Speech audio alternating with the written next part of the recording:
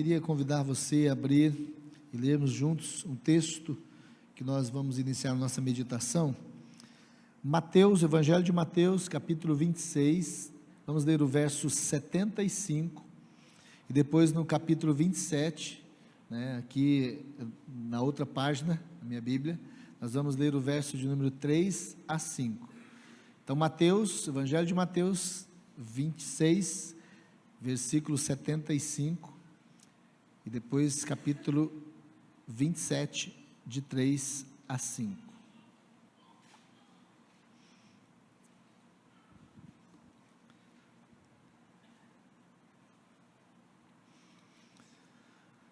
Amém? Então Pedro se lembrou da palavra que Jesus lhe dissera: antes que o galo cante, tu me negarás 3 vezes. E saindo dali chorou amargamente. Capítulo 27, verso 3. Depois, então, Judas, o que o traiu, vendo que Jesus fora condenado, tocado de remorso, devolveu as 30 moedas de prata aos principais sacerdotes e aos anciãos, dizendo: pequei, traindo sangue inocente. Eles, porém, responderam: que nos importa? Isso é contigo. Então Judas, atirando para o santuário as moedas de prata, retirou-se e foi enforcar-se. Pai querido, a tua palavra é trazida ao nosso coração, ao nosso entendimento, e sabemos que essa palavra, Deus, ela é confirmada agora pelo teu Espírito. Que o Senhor Deus confirma, não só porque os meus lábios, ó Deus, estão declarando, mas porque o Senhor que colocou em meu coração. É a direção que vem do Senhor para o alimento, para a instrução da igreja, da noiva do Senhor. Ó Deus, eu quero nessa hora obedecer tudo que o Senhor tem a nos ensinar e a trazer, ó Deus, de clareza ao nosso coração. Pai, eu sei que não será a capacidade humana, a capacidade do homem, mas, ó Deus, a vontade e o poder do Senhor sobre nós, nos fazendo entender tudo que o Senhor tem e o Senhor deseja falar, ensinar e restaurar no nosso coração. Sabemos que a tua palavra, ela é proveitosa, ó Deus, para nos trazer instrução, e nós assim submetemos essa palavra. Repreendemos toda a resistência. Mais uma vez declaramos, ó Deus, que esse lugar está cercado, guardado, e aqueles que aqui estão, Senhor, como os que estão acompanhando essa palavra, querem acompanhar através dessa transmissão, Deus, desse culto online, ó Deus, que a tua palavra venha gerar vida e transformação, Senhor, e assim como o Senhor está guardando este lugar, ó Deus, conservando, ó Deus, e nos livrando de toda cilada emboscada, assim também, o Senhor está nessa hora, guardando os lares, e guardando, ó Deus, os corações, e os conservando, para que a tua palavra também gere vida, ó Deus, ó Pai, e transformação, para a glória do nome do Senhor, é que oramos em nome de Jesus, amém, amém. Eu quero compartilhar, afirmando num tema, sugerindo um tema aqui, os irmãos, para a nossa meditação, tratando os erros para não ser destruído por eles. Nós somos chamados a tratar, o Senhor nos chama a esse entendimento, tratando os erros para não ser destruído por eles. Afinal, o que são erros? O que podemos dizer que são erros? Definir esse tema, somos chamados agora, tratando os erros. O que seriam esses erros? Erros são ações que, quando praticadas, nos fazem refém, e aí vem acusações no nosso pensamento. Então é tudo aquilo que, eu não quero nem tratar erros do ponto de vista de pecado.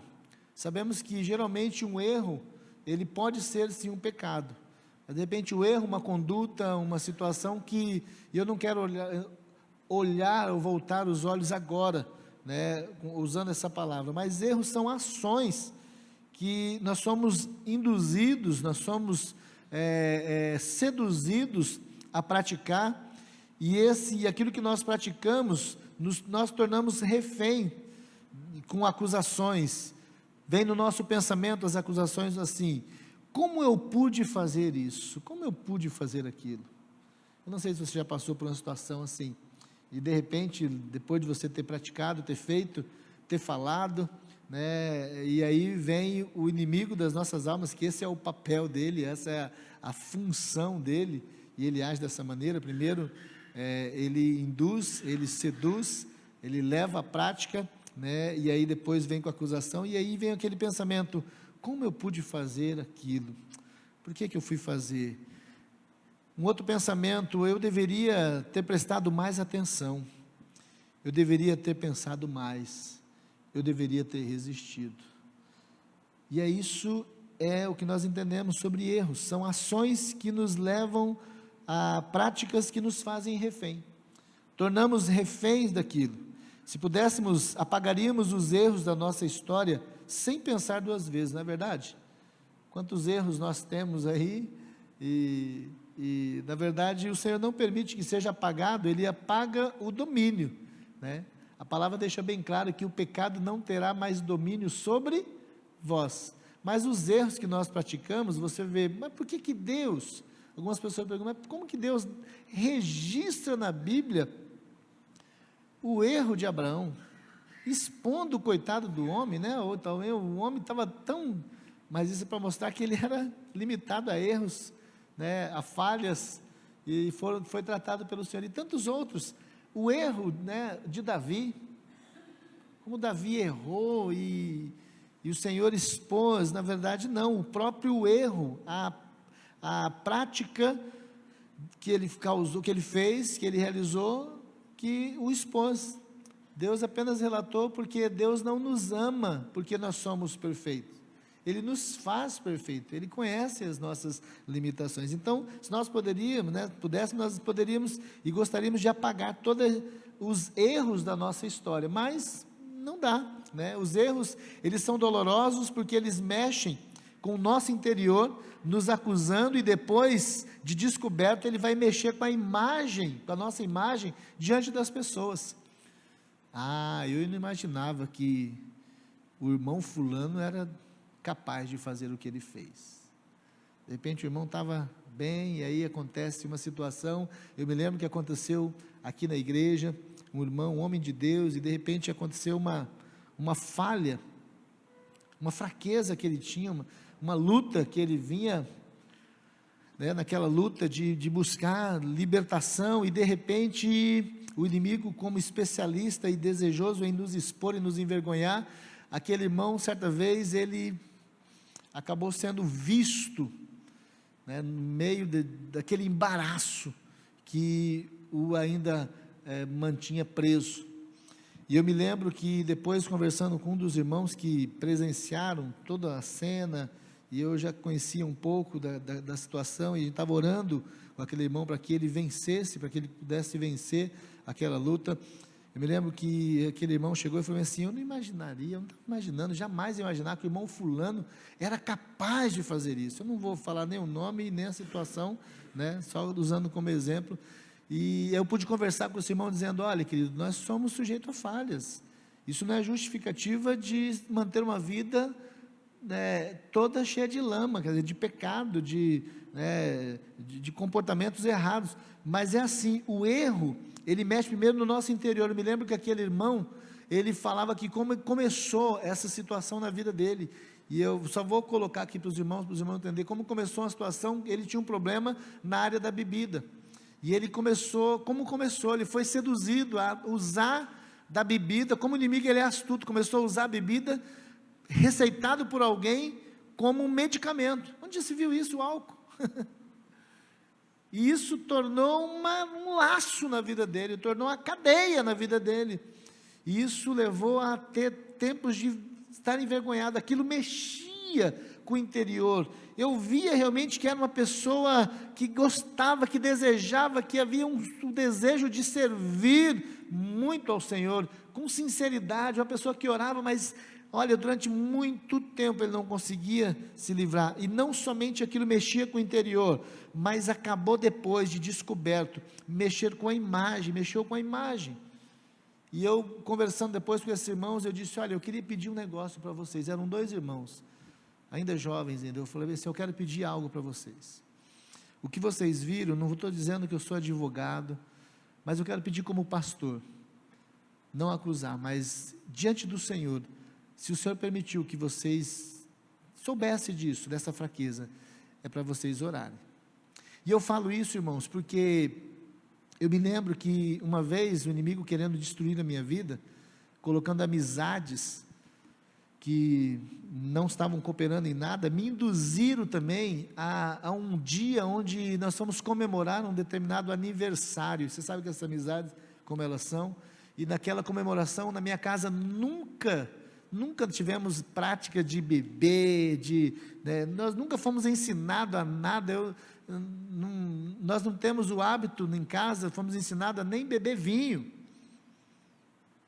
Mas Jesus bebia, mas minha mãe não me ensinou a beber, graças a Deus, eu nunca precisei disso, seja por comemoração, seja por celebração, não preciso, e viver bem até agora, e olha o tamanho que eu estou, irmão, tentando emagrecer. Se fosse tão necessário, eu estaria seco, né? Não, você vê que eu não preciso. Tem gente que tem aquela desculpa de, eu preciso. Não, você não precisa. E eu sei que em uma daqueles relances, daquelas pseudo-amizades, eu passei aquele dia, acabei bebendo, irmãos, literalmente enchendo a cara. Eu não sei como eu cheguei em casa, foi a única vez e última que o diabo me escravizou. Ele queria desenvolver uma cadeia, eu não sei como eu cheguei. Depois, ouvindo para minha mãe o que ela fez, ela me acolheu, e como mãe, primeiro decepcionada, e depois como serva do Senhor, o inimigo tentando desmotivá-la, dizendo, está vendo, vale a pena você ainda continuar? Mas no coração dela teve compaixão, ela contando que ela como mãe, ela poderia me dar uma repreensão, ela tinha todo o direito, e eu estava até esperando isso, mas não, foi além do direito dela, ela abriu mão do direito de corrigir, e ela experimentou amar mais, a ponto que até um parente, um primo meu chegou, e ela conversou dizendo, olha, ora por ele, Deus vai transformar a vida dele. Eu me lembro que naquela madrugada, eu acordei já bem no meio da madrugada, perdido no horário, e a luz estava acesa, e eu vi que minha mãe estava acordada ainda, e ela veio para conversar comigo. Eu lembrei disso quando falaram do irmão, eu falei, olha, vamos amar, porque eu também tive uma situação que, se o meu nome fosse exposto, seria um motivo para eu abandonar tudo, eu não querer nada desse Deus. Então ame, tenha compaixão, e depois esse irmão tornou uma bênção, porque o Senhor o libertou, começamos a caminhar próximo, bem próximo, a ponto que, olha, o Senhor fez algo maravilhoso, ele foi liberto totalmente das garras de todas essas cadeias. Mas é isso, querido, os erros, eles revelam a nossa realidade, somos pecadores, cheios de defeitos, e sempre temos o que aprender. Os erros, eles revelam quem somos. Os nossos erros, eles são maus, eles provêm da nossa natureza corrompida, mas louvado seja o Senhor por utilizá-los para o nosso bem, para a demonstração da sua vida, da vida dele, a sua glória e da sua graça em nós, porque quando nós nos deparamos com os erros e sabemos que nós não conseguimos sair dele, desvencilhar dele, nós conseguimos olhar para o alto e clamar e falar, Senhor, tens compaixão de mim. Nós acabamos de cantar isso, filho de Davi, tem compaixão de mim. As mesmas palavras que aquele cego, dominado por aquela enfermidade, quantas vezes o Senhor nos dá a oportunidade de abrir os olhos e ver que precisamos dele, e isso em meio aos erros, em meio a toda aquela turbulência de acusação. Nossos erros trazem consequências na nossa vida, muitas vezes desastrosas, indesejadas, mas louvado seja o Senhor, porque também são através dos erros, quando nós somos deparados com esses erros, são colocados diante de nós, como uma nota promissória de acusação, nós também enxergamos, não só aquilo que é desastroso, mas encontramos o perdão através de Cristo. Eu me lembro de uma casa de amigos que eu tinha em comum, os dois irmãos, um pouco mais velho, o outro mais novo. Eu me lembro que, conversando com os dois ali da vila, o mais velho tinha uma vida totalmente torta diante da sociedade, inclusive já tinha envolvimento com droga, tinha usava droga, fazia parte ali na vila da conhecida Esquadrilha da Fumaça, ele jogava bola, mas ele era muito mais voltado para isso. Então por reputação diante das pessoas, não era uma boa pessoa. O outro, mais novo, um pouco mais novo, era aquele filho caseiro, amigo do pai, gostava de futebol e torcia para o mesmo time que o pai torcia. Então eles assistiam jogos juntos, ele gostava mais de futebol do que o outro irmão, e assim ele se deleitava com o pai, aquela coisa toda, e os dois ali, eu frequentava a casa deles, e eles estavam sempre juntos, e o que jogasse na hora de jogar bola, eu tinha mais contato com ele, até porque era da minha idade. Mas algo interessante Deus me mostrou, irmãos, de repente, o mais velho entrega a vida para Jesus, e ele diz: eu preciso de Jesus.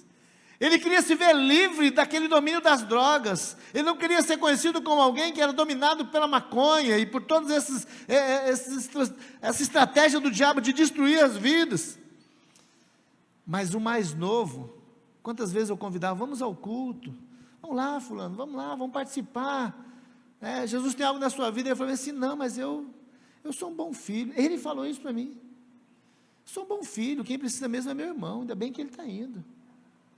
Meu irmão precisa, ainda bem que Jesus transformou a vida dele, mas eu não, eu estou bom. Rapaz, olha, e realmente ele era caseiro. E o duro, irmãos, é que às vezes nós achamos que nós somos bons demais.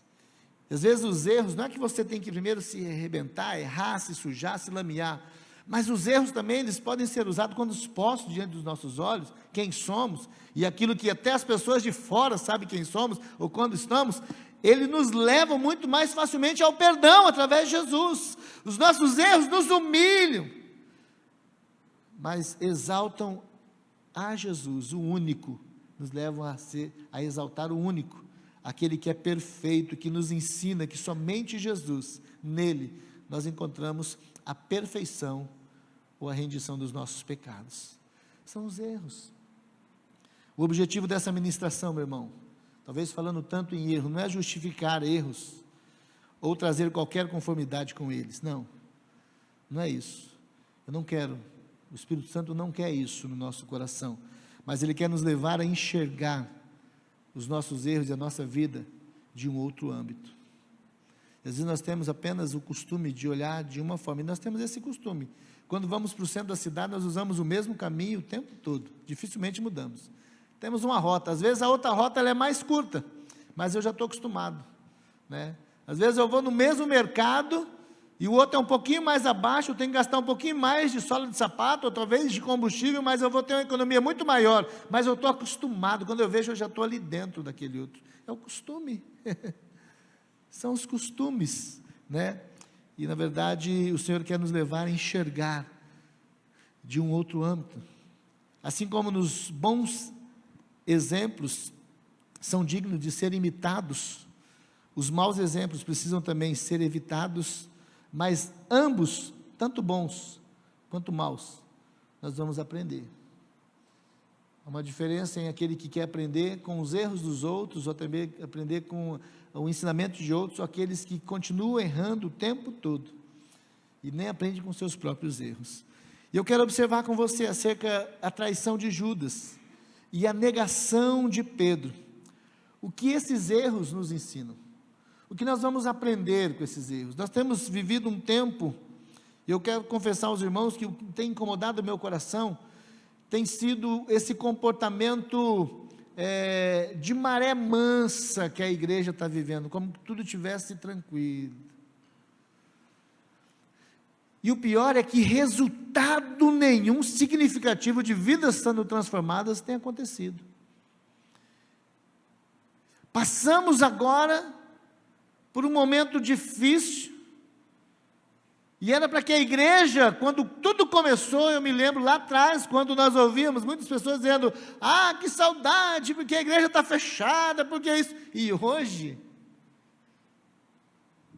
a realidade é totalmente diferente. Mas o que é a traição de Judas e a negação de Pedro, o que esses dois erros, eles podem nos ensinar. Vamos observar, né, o que o texto vai nos ensinar. Primeiro, conhecendo um pouco sobre esses dois homens. Primeiro, Judas e Pedro, né? Tanto Pedro quanto Judas, eles tinham algo em comum. Eles tiveram o privilégio de fazerem parte da melhor equipe que já se montou, já se organizou na terra. Sabe por quê, irmãos? Porque a melhor equipe é porque ela tem o melhor líder.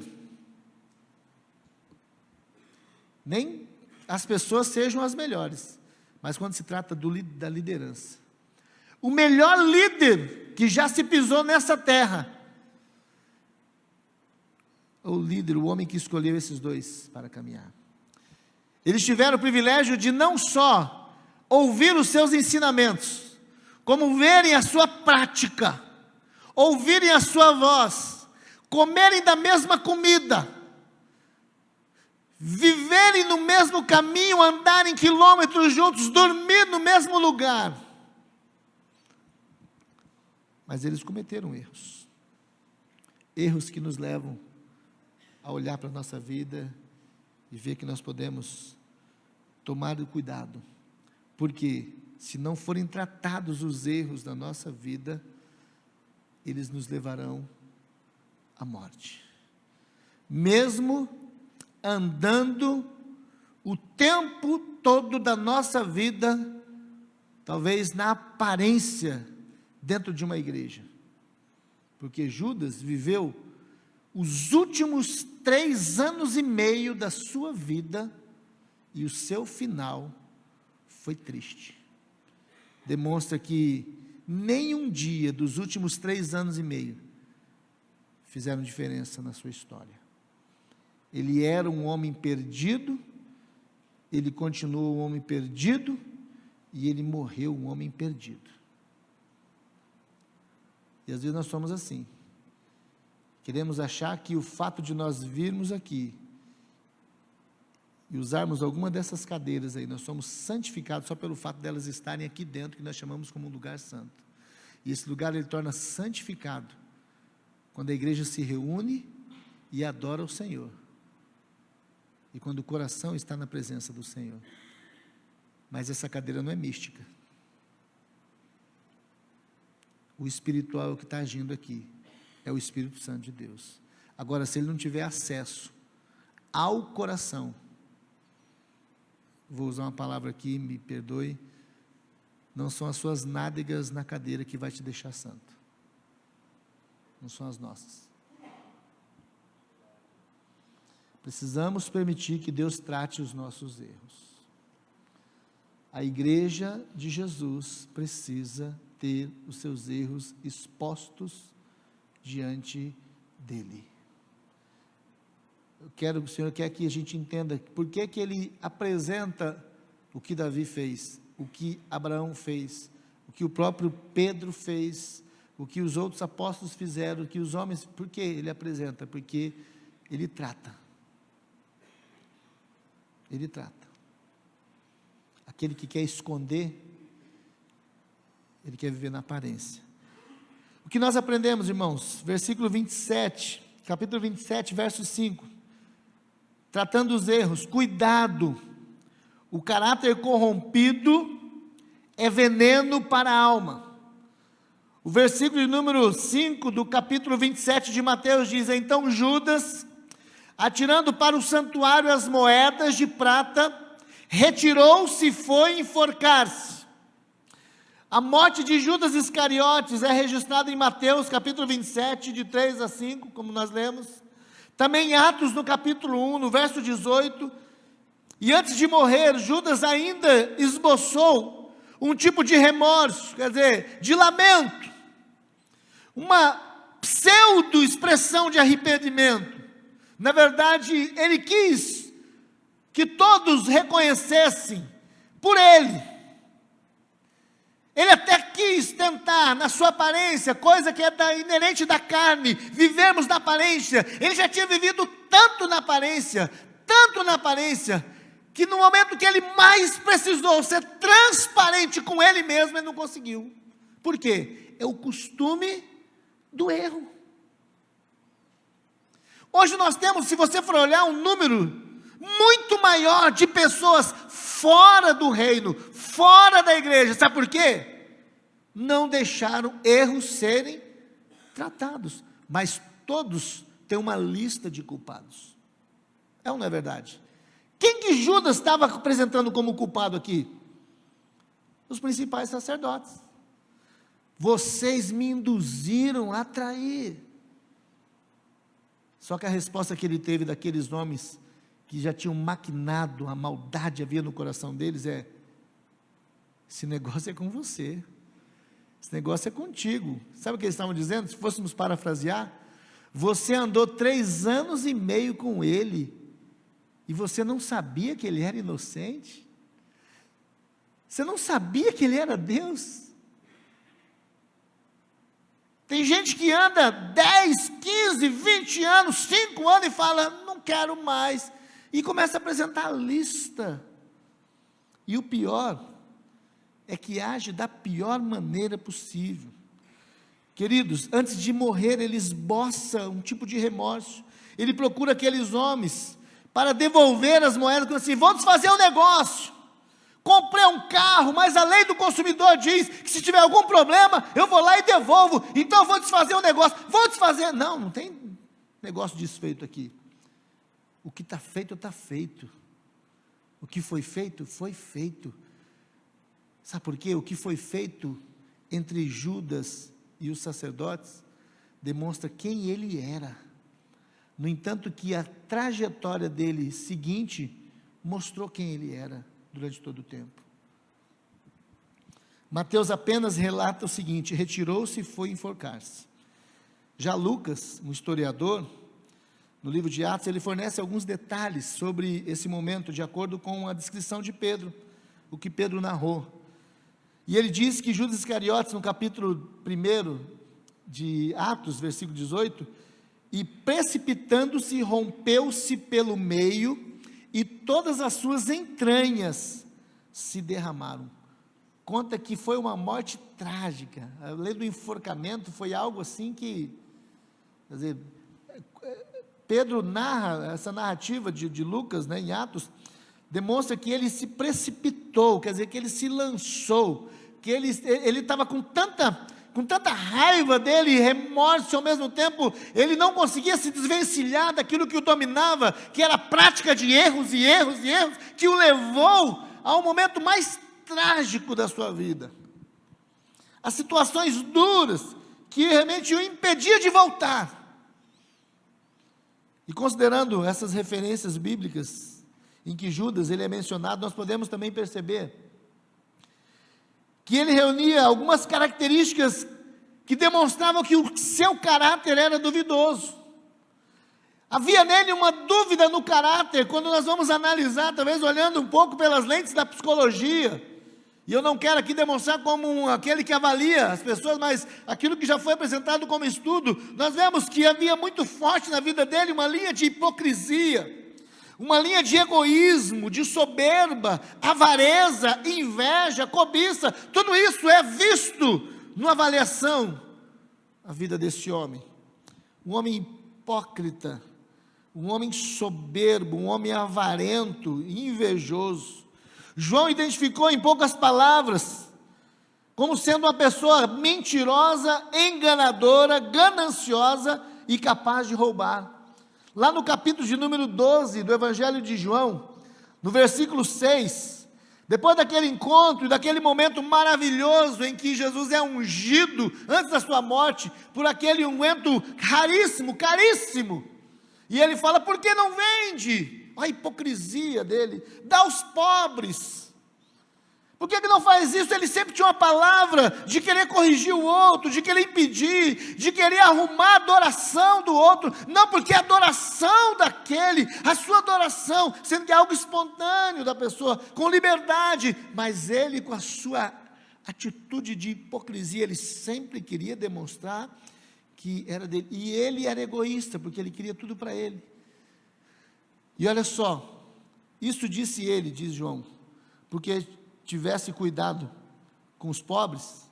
Não, mas porque ele era ladrão, e tendo a bolsa, tirava o que nela lançava. Por que ele queria que aquele perfume fosse vendido por 300 denários? Porque ele, como tesoureiro, iria administrar aquilo dali. E João sabia muito bem qual era a índole.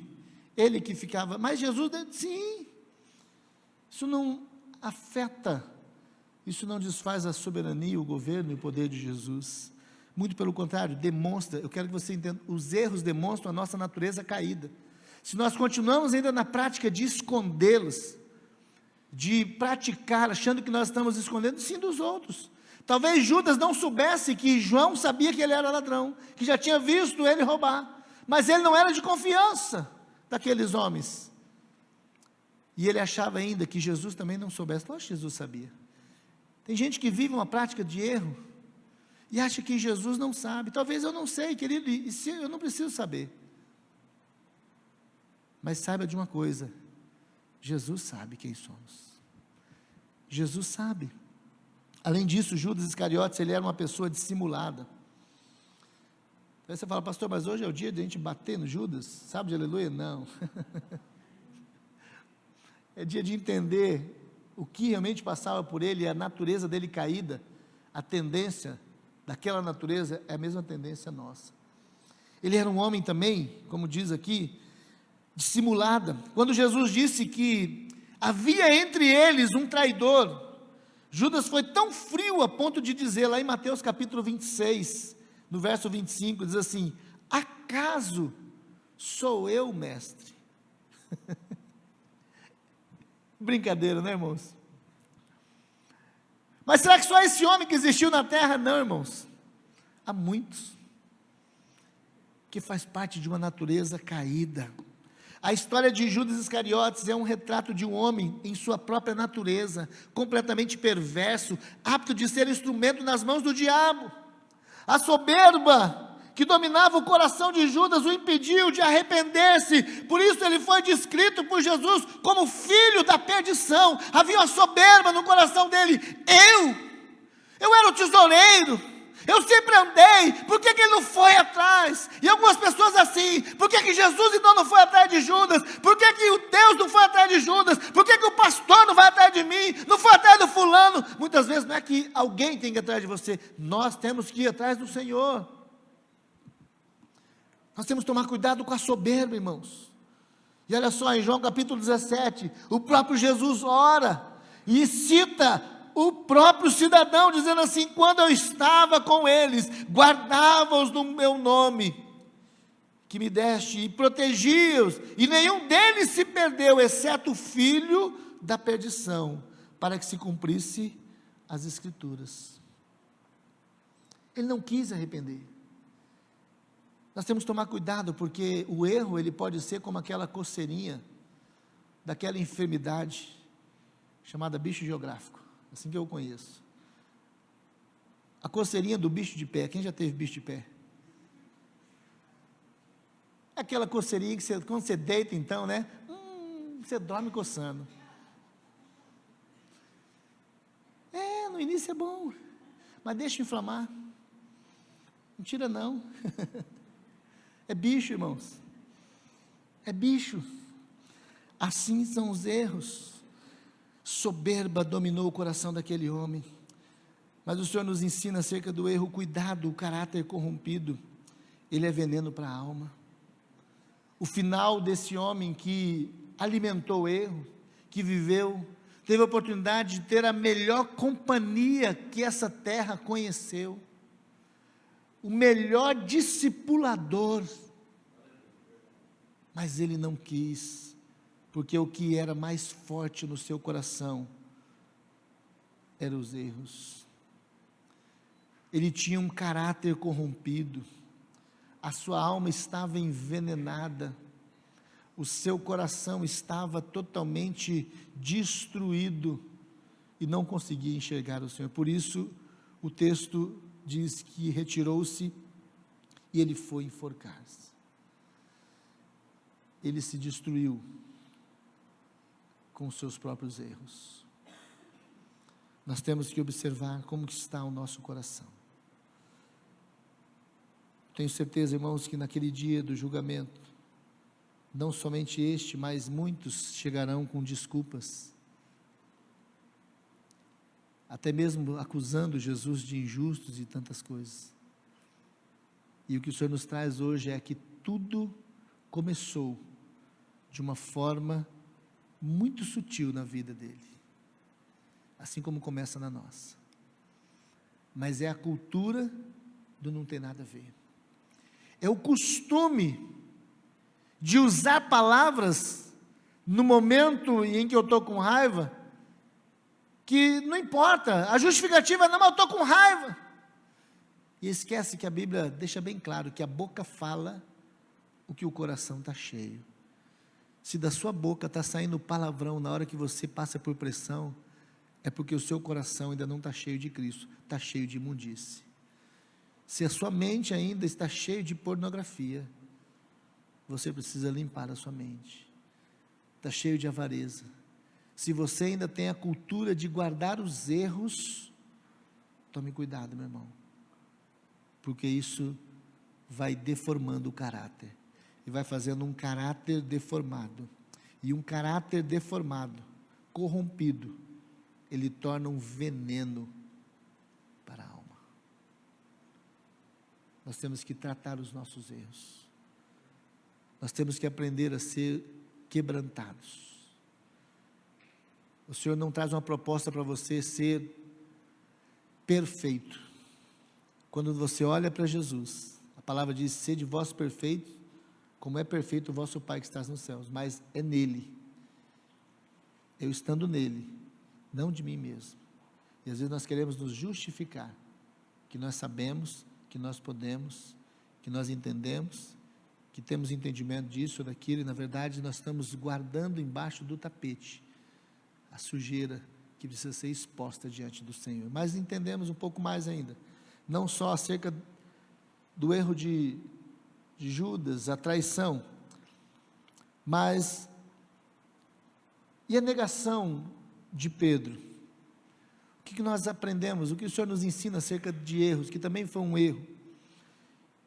E aí o versículo número 75 do capítulo 26 diz: então Pedro se lembrou da palavra de Jesus, que lhe dissera: antes que o galo cante, tu me negarás 3 vezes. E saindo dali, chorou amargamente. Olha o final. Ambos tiveram a oportunidade de saber o caminho, de entender o caminho que estavam percorrendo. Ambos tiveram a oportunidade de conserto, mas apenas um tomou o caminho certo. Por isso, querido, nós aprendemos nessa noite que o arrependimento é o que atrai o coração de Jesus. O arrependimento, ele vai atrair o coração de Jesus. Nós sabemos que Pedro, ele era um dos discípulos, ele tinha uma das maiores proximidades com Jesus. Era um dos discípulos que mais era próximo com Jesus, junto com João e Tiago. Eles, na verdade, eles estavam sempre juntos. Era como, sempre a gente vê relatos dos evangelhos, falando que Jesus, ele separava, até quando Jesus estava lá no momento da angústia, que ele seria levado na mão dos seus acusadores. Ele sabia que Pedro iria traí-lo, iria negá-lo. Ele chama Pedro, Tiago e João para orar com eles, e sempre estava junto, eram os mais próximos, né? Ele esperava que eles se mantivessem firmes do lado de Jesus durante aquele momento difícil, mas a realidade foi outra, foi totalmente diferente. E quando pressionado, Pedro, que não sabia da sua própria estrutura, mas conhecia Jesus, né? Ele era um dos discípulos que até mesmo declarou que defenderia Jesus, né? E ele indaga sobre isso no capítulo 26, no versículo 74, então começou ele a praguejar e a jurar, e disse: não conheço esse homem. Imediatamente o galo cantou, ele disse que ele iria entregar a sua vida. E de repente ele se vê no inverso daquilo que ele disse. Ele fala: não, se possível for, eu vou entregar a minha vida, eu vou dedicar o meu coração. Mas o que ele vê é embaraçado no meio de um sistema que precisava ser tratado no seu coração. Quando ele menos espera, depois de todo aquele alvoroço que ele tinha passado, alguém pergunta, alguém fala sobre ele, ele nega, outra pessoa fala, ele nega, e pela terceira vez, ele começa a praguejar, ele começa a jurar que ele não conhecia aquele homem chamado Jesus. Mas naquele momento, o galo cantou o sinal que Jesus tinha dado a ele. E essa passagem vem nos ensinar que nós somos mais fracos do que nós pensamos. E nós não podemos confiar em nossos braços. O Salmo de número 20 diz que uns confiam em carros e outros em cavalos. Por isso eles se encurvam e caem. Mas nós faremos menção do nome do Senhor. O Senhor que nos mantém de pé. Confiar na força do braço nos leva a tempos de humilhação. Quando Pedro e os demais discípulos afirmaram que eles se mantiveriam fiéis a Jesus, eles estariam fiéis, totalmente submissos, voltados à vontade de Jesus, eles seriam capazes de morrer por Jesus, eles até estavam sendo sinceros, eu acredito sim, que eles estavam sendo sinceros. Havia ali no coração daqueles homens sinceridade, desejo realmente de agir dessa maneira. O que eles não tinham é capacidade para assim proceder. Nós não temos de nós mesmos, e eu não quero te enfraquecer com isso. Jesus conhecia, sabia muito bem da fraqueza deles próprios, o que eles tinham como recurso, o que nós temos como recurso, e Jesus assim os adverte que iria acontecer, e eles não aceitaram. O que é não aceitar? Eles não se colocaram na brecha.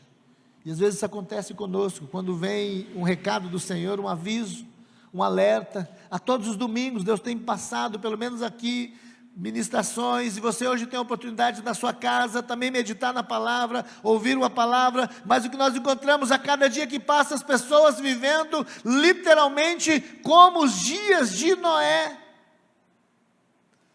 vivendo distraídas. Quando o texto fala que elas casavam e davam de casamento, elas estavam envolvidas com as suas próprias vontades. O Senhor não está dizendo que você precisa deixar de trabalhar, você precisa ficar no lugar esperando, mas nós não podemos tirar os olhos para a instrução do Senhor e achar que a nossa própria força, que o nosso dinheiro apenas, que a nossa profissão vai nos manter livre de ofendermos o coração do Senhor. O procedimento daqueles homens estava firmado somente no braço deles. Eles estavam sendo sinceros de coração. Pedro estava sendo sincero, realmente havia o desejo no coração deles, mas ele não tinha capacidade de assim proceder. Jesus queria ajudá-los, mas eles firmaram em suas próprias vidas. Deus quer dizer que nós precisamos ser humildes, dependentes, totalmente dependentes dele. Por isso a palavra nos ensina, querido, que o arrependimento vai atrair o coração de Jesus. Nós precisamos ser humildes, dependentes, arrepender da nossa fraqueza, arrepender da nossa limitação. É essencial reconhecermos que nós não somos fortes como nós imaginamos, mas nós temos fraqueza, nós precisamos do sustento do próprio Deus em nossa vida. E assim nós permaneceremos fortes. Como eu vou vencer aquela tentação? Como eu vou vencer aquela cilada? Como eu vou vencer aquela proposta? Não, mas o importante é que eu amo a minha esposa. O importante é que eu sei, ela sabe que eu a amo. Ela sabe que não adianta ficar vulnerável na sua própria força. Precisamos estar firmados no Senhor.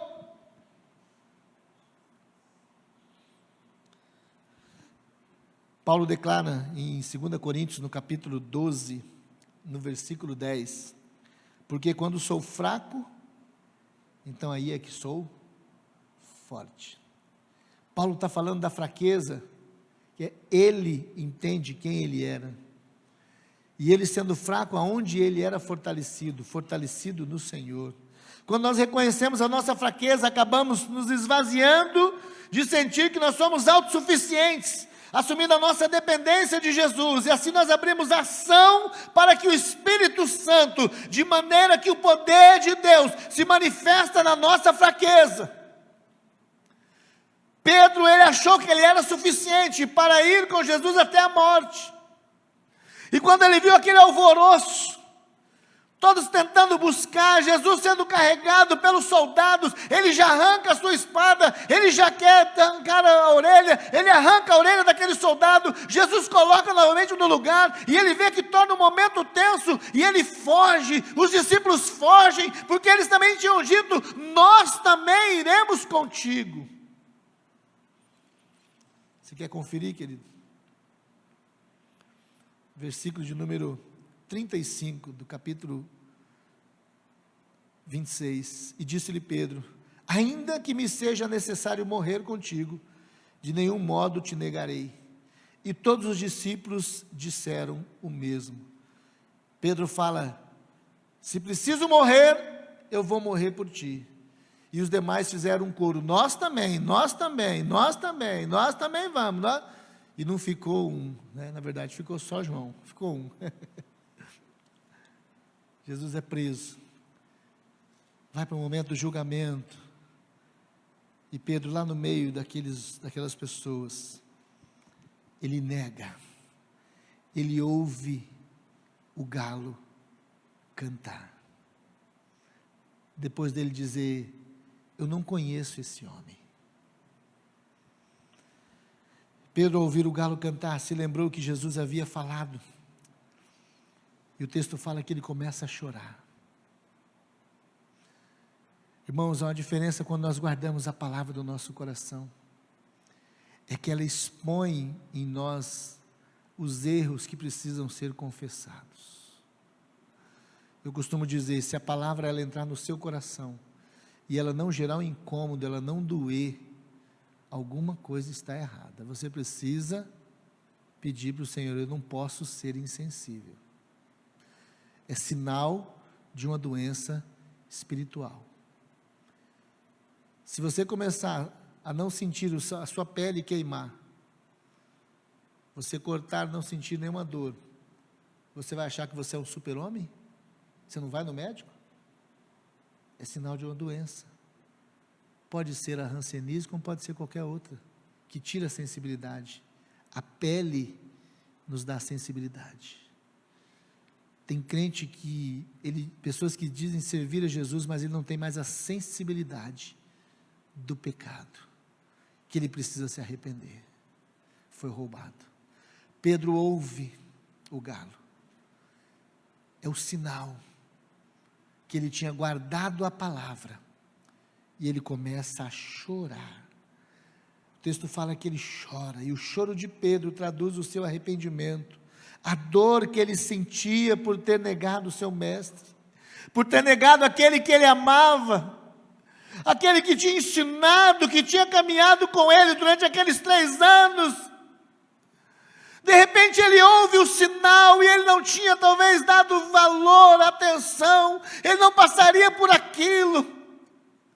Ele poderia estar com os outros irmãos, sendo fortalecido, mas agora ele se vê isolado, bombardeado, tomado por aquelas acusações, e com certeza eu entendo, irmãos, que é momento em que nós precisamos romper, e dizer, Senhor, resgata-me. E eu acredito que naquele momento, Pedro teve uma segunda experiência de um naufrágio, como ele teve naquele barco, quando ele tirou os olhos de Jesus, ele ia afundando, Jesus foi, estendeu a mão e falou, pega aqui, tenha fé, meu irmão, não tire os olhos de mim, e assim conduziu com ele sobre aquele mar revolto, para o barco, e ali acalmou a tempestade. O segundo momento que eu vejo na vida de Pedro foi esse, quando Jesus mais uma vez, com seus olhos, vai em direção a Pedro, dá a mão para ele, e fala, vem aqui, querido, eu ouvi o seu clamor, eu ouvi o seu arrependimento, eu colhi as suas lágrimas, eu vi que você depende de mim. Traduz o arrependimento aquelas lágrimas. Cabe aqui ressaltar, querido, que não adianta apenas chorar e continuar na mesma prática pecaminosa. Isso não é arrependimento e não atrai o perdão de Deus.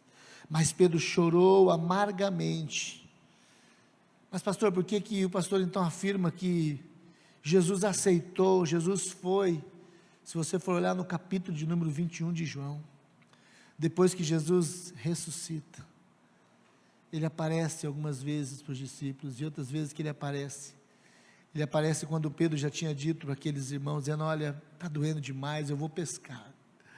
Pedro não estava conseguindo mais, ele não sabia, ele precisava de uma resposta, que ele tinha sido perdoado, e ele vai e leva aqueles discípulos com eles para a pescaria, e naquela noite eles não pegaram nada, porque foi uma noite de frustração, mas era um amanhecer da presença, do encontro com Jesus. E Jesus, depois que ressuscitou, Jesus vai ao encontro de Pedro, o livra da culpa e o transforma como um dos líderes da igreja. No capítulo 21, depois deles terem comido, o Evangelho de João diz que Jesus chama Pedro e fala, Pedro, tu me amas? Senhor, tu sabes que eu gosto do Senhor. Não, Pedro, então, cuida das minhas ovelhas. Mas Pedro, tu me amas? Senhor, eu já falei, eu gosto do Senhor. Então Pedro, apacenta os cordeirinhos. Mas Pedro, quero fazer mais uma pergunta para você. Tu me amas, Pedro? Pedro ficou triste, porque aquele momento, acredito, irmãos, foram as 3 vezes que ele deveria ter afirmado diante daquelas pessoas, dizendo, eu não só conheço, como ele é o meu mestre, se vocês quiserem, você também pode me matar. Ele tinha negado Jesus 3 vezes, e Jesus pediu para que ele afirmasse 3 vezes, e Jesus está dizendo, Pedro, apacenta as minhas ovelhas. E Pedro não fala apenas eu gosto, mas ele fala agapau, ele usa o verbo, dizendo, sim Senhor, eu te amo, acima de todas as coisas. Demonstra o arrependimento. Jesus o comissionou como uma das suas testemunhas. Jesus restaurou Pedro, livrou da sua culpa, o transformou em um dos líderes da igreja. Jesus nos chama ao arrependimento, para que sejamos libertos da culpa, e possamos ser também transformados pela ação do Espírito Santo. Sabe por quê, irmãos, aconteceu isso com Pedro? Porque ele já tinha experimentado o momento do Santo dos Santos. Houve uma experiência na vida de Pedro, Tiago e João, que Jesus chama e leva aqueles homens para um lugar, é conhecido como o Monte da Transfiguração. Jesus ali manifesta a sua glória, porque ele conhecia o coração quebrantado de Pedro, e de Tiago e de João. As nossas experiências são trazidas, quando o inimigo tenta apresentar a culpa, as experiências com o Senhor também são trazidas, e aí é gerado em nós a escolha que fazemos, ou deixar ou nos arrepender. Pedro se arrepende, e ele atrai o coração de Jesus. Aquele erro foi tratado, Jesus trata o coração daquele homem. E eu quero finalizar com você, querido, dizendo, afinal, qual a diferença? Qual a diferença entre a traição de Judas e a negação de Pedro? E eu quero dizer a você, querido, quando nós recomeçamos, quando nós reconhecemos, nós começamos a recomeçar. Reconhecemos que nós negamos o Senhor, nós buscamos o retorno que o Senhor nos dá a oportunidade de fazer o retorno, de fazer a volta, a conversão e ter um reencontro com Deus. E nós reconhecemos as nossas necessidades, o nosso coração, o nosso arrependimento que Ele conhece. Ele nos abraça com seu amor, Ele nos recoloca de volta no caminho. Pedro, naquele momento ele nega, mas Jesus conhecia o seu coração. Jesus aponta o caminho do retorno e diz: Pedro, faz o caminho de volta. Faça o caminho de volta, venha. E Pedro faz aquele caminho de volta, Jesus o abraça e o coloca de volta no caminho. Mas e a traição? A traição é quando não se consegue perdoar e se perde dentro do próprio orgulho, e assim acaba não conseguindo fazer o processo do retorno. Judas não conseguiu fazer o processo do retorno. Ele se perdeu no próprio orgulho. Há uma grande luta dentro de nós. E esse Deus precisa ser vencido, o Deus do orgulho. É a característica do príncipe das trevas que foi implantado no homem pela natureza caída, que é o orgulho, a soberba de querer ser Deus no lugar de Deus. Que nessa noite, querido, você permita o Espírito Santo tratar com os seus erros, tratar com a sua vida, tratar com o seu coração. Eu quero te convidar a você abaixar a sua cabeça, perguntar para o Senhor: Senhor, quais são os erros que têm entristecido o teu coração? Pergunta para o Senhor o que eu preciso deixar, pergunta para Ele o que você precisa abandonar. Se de repente você já sabe, você tem tido aquela prática da mentirinha que não tem nada a ver, do engano que não tem nada a ver, da fraude que não tem nada a ver, daquele jeito que eles falam por aí, do jeito brasileiro, que na verdade não tem nada de brasileiro, tem do inferno. É tempo de deixar aos pés da cruz. Deixe o Espírito Santo tratar com os erros, porque senão eles irão destruir por completo a sua vida. Que o Senhor nessa noite gere choro de arrependimento, não dor de remorso. O tempo é agora, meu irmão. Tempo de nos colocar diante do Senhor e dizer: Senhor, nós nos arrependemos, nós negamos a Ti, Senhor, mas não tem lugar melhor de viver a não ser na Tua presença. Pedro sentiu falta da presença, o qual ele já tinha desfrutado. Ele já sabia que não haveria lugar melhor do que estar com o Mestre, estar com Ele. Querido, é tempo de forma individual, de colocar diante do Senhor a presença que Ele está manifestando e derramando aqui neste lugar. Ele quer que seja vivido todos os dias, amanhã, quando você estiver no seu local de trabalho, na sua casa, quando você estiver enfrentando alguma dificuldade, que seja a presença do Senhor e venha fazer toda a diferença na sua vida. Mas porventura alguns erros, alguns costumes que você tem cultivado, que o Espírito Santo falou ao seu coração dizendo: meu filho, minha filha, isso não tem atraído a minha presença, mas tem me afastado de Ti. É tempo de você aí, querido, agora se colocar diante do Senhor, dizendo: Senhor, eu me rendo, eu me rasgo por inteiro. Você tem sentido, querido, que aquele tempo que você tinha de intimidade com o Senhor não tem mais, passou, e agora só vem palavras de acusação. Mas o Senhor, Ele deseja ter esse encontro constante, diário. Se rasga por inteiro diante do Senhor e fala: Senhor, vem novamente, eu me arrependo, eu peço perdão, eu confesso a Ti. E assim você abre e coloca os nomes, apresenta se o seu problema é infidelidade, se o seu problema é pornografia, se o seu problema é mentira, se o seu problema é alguma bebida, é algum vício. Senhor, eu me rasgo na Tua presença, mas eu não quero perder, ó Deus, de estar na Tua glória, na Tua presença, desfrutar, ó Deus, do Santo do Santo. Aleluias. Vem, Senhor, vem novamente, Quantas pessoas estão acomodadas, vivendo uma vida de religiosidade. O Senhor quer marcar o seu coração, quer marcar o território da sua vida, que é o seu coração, para que ele esteja cheio, cheio, cheio da presença dEle. E aquele que já pisou, aquele que já experimentou, aquele que já viveu o que o Senhor o fez viver do sobrenatural, da maravilha, da presença, não sabe e não consegue viver em outro lugar. Assim aconteceu com Pedro, e deve acontecer também conosco. Seja qual for o erro, esse é o tempo que o Senhor está dizendo que Ele perdoa.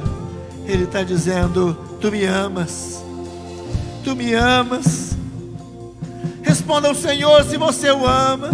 Se você um dia o negou, se você o tem negado com algumas práticas, com algumas palavras, Ele está dizendo: tu me amas, minha filha, tu me amas, meu filho.